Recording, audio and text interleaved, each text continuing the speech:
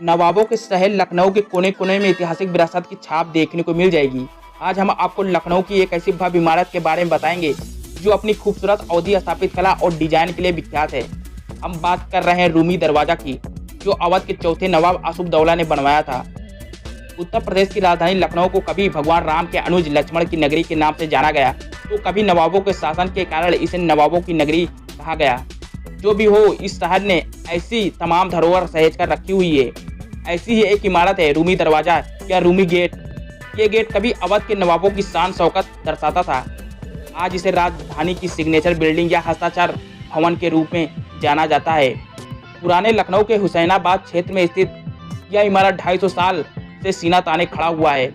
अवध के नवाब आसुफदौला ने इस गेट का निर्माण 1784 में आरंभ किया था और 2 साल बाद या 1786 में बनकर तैयार हो गया था।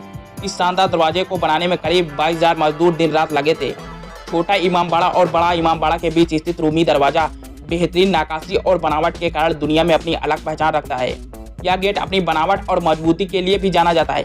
तमाम दैवीय आपदाएं भूकंप आई, पर 250 साल बाद भी यह वैसे के वैसे खड़ा हुआ है। इस दरवाजे के निर्माण के पीछे की कहानी बहुत दिलचस्प है। 1784 में अवध के इलाके में भीषण अकाल पड़ा था। काम के बदले अनाज योजना चलाकर नवाब ने हजारों लोगों को रोजगार दिया। बड़ा इमामबाड़ा की तरह ही रूमी दरवाजे का नक्काशी भी उस वक्त के नामी इंजीनियर किफायती उल्ला खां ने ही बनाया था। रूमी दरवाजे के निर्माण में लकड़ी वाली ईंटों, बादामी चूने, उड़द की दाल सहित कई अन्य सामग्रियों का उपयोग किया गया था। इस इमारत में भी लोहे और लकड़ी का कोई इस्तेमाल नहीं किया गया था। 60 फीट ऊंचे रूमी दरवाजे में चूने और ईंटों का इस्तेमाल किया गया है, जो उस समय के लिहाज में काफी सस्ता था। रूमी दरवाजे में इस्तेमाल सामग्री और स्टाइल ने अवधी या लखनवी स्थापित कला की नींव डाली। बड़ा इमामबाड़ा की तरह रूमी दरवाजा भी बिना लिंटेल के बनाया गया था, यानी इसमें बीम का इस्तेमाल नहीं किया गया है। इसके बावजूद भी रूमी दरवाजे की मजबूती ऐसे ही करीब 250 साल से वैसे के वैसे अपने स्थान पर खड़ा हुआ है।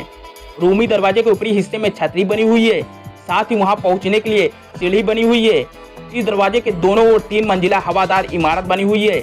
इस दरवाजे की बनावट में हिंदू मुस्लिम कला का मेल दिखाई देता है। पुराने समय में रूमी दरवाजे के ऊपरी भाग पर लैंप रखे जाते थे, जो रात के अंधेरे में शहर को रोशन करते थे।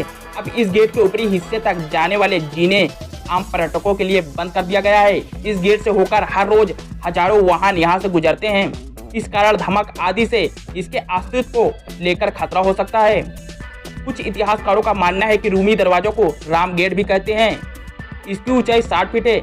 आज भी यह रूमी दरवाजा पर्यटकों को आकर्षित करता है। ऐसे ही रोचक फैक्ट से जुड़ी वीडियो पाने के लिए हमारे YouTube चैनल को सब्सक्राइब जरूर कर दें। धन्यवाद।